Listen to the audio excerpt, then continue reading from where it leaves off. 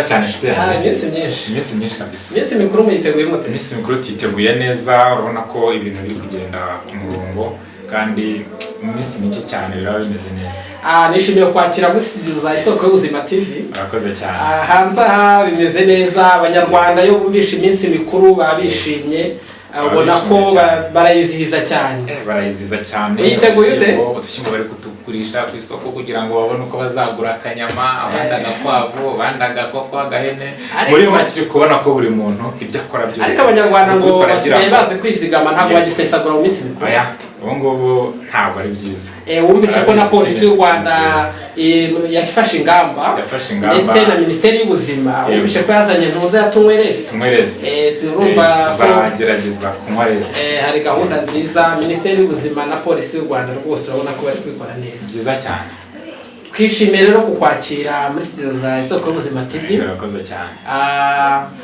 Namwe bakunzi bacu ba Isooko y'ubuzima TV twishimiye kubasuhuza muri uyu mwanya. Iyi ni televiziyo Isooko y'ubuzima aho mugiye kujya mubona ibiganiro byacu, aho tuzajya tugira inama urubyiruko ku bijyanye n'ubuzima bw'imyororokere, ndetse tukagira inama abanyarwanda bose ku bijyanye n'ubuzima bwabo, aho tuzibanda cyane cyane no ku babyeyi. Abanyarwanda bacu bagomba kujya babona ibijyanye n'ubuzima bwabo mu gihe batwite, mu gihe babyara, yego na nyuma yo kubyara. Nta munyarwanda ugomba gupfa abyara cyatanga ubuzima. Niyo mpamvu Isooko y'ubuzima TV twaje hano ni ukugira ngo tujye tubafasha bigende neza. Cyiza cyane. Ariko Janvier, urubyiruko rw'u Rwanda narwo hari icyo tugomba kurukora. Urubyiruko rw'u Rwanda tugomba kurandura ikintu bita virusi itera sida igomba kuvaho kandi bakamenya ibijyanye n'ubuzima bw'imyororokere yabo. Iyi Isooko y'ubuzima TV mugiye kujya mubona ibiganiro, bagiye kujya babona abanyarwanda ndetse n'urubyiruko rwacu ibiganiro bijyanye n'ubuzima bw'imyororokere kuva hasi, guhera ku biganiro byose tuzadushyiraho bagombe kujya bareba bibafashe mu buzima. Yego. Nge rero wari uri kubabwira ibi, nitwa Nzirorera, nkaba ndi umuganga. Tuzaje ngo tubafashe. Mugenzi wanjye nawe nitwa Janvier ndi umuganga.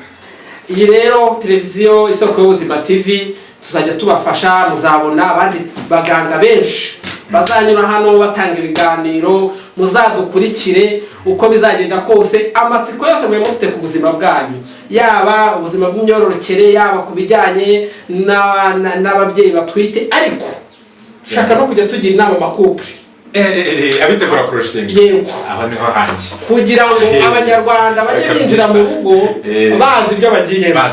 Kuko usanga muri iyi minsi hari igihe umuntu ajya gushinga urugo nta makuru afite. Isooko y'ubuzima TV ni igisubizo. Irahababereye. Ni ukuri murakoze cyane bakunzi bacu. Twababwira ngo bakande kuri subscribe, bakore like na share kugira ngo buri umwe wese ajya abasha kuryoherwa n'ibiganiro dutanga, ikiganiro tugiye gukora cyangwa se tumaze gukora, ajya itamenya ngo Isooko y'ubuzima TV yatugejeho ikiganiro. Uwakoze subscribe ikiganiro kigiyeho cyose ahita kibona. Uwakoze like, uwasharinze, uwo nguwo ahita abona amakuru yose. Yego. Turabashishikariza banyarwandakazi kujya mubyitaho kugira ngo mumenye ibijyanye n'ubuzima bwanyu. Murakoze cyane Janvier. Murakoze cyane Imana igumukize. Murakoze cyane. Turabashimiye Isooko y'ubuzima TV, mwakoze kubana natwe muri uyu mwanya tumaze. Turabashimiye. Murakarama.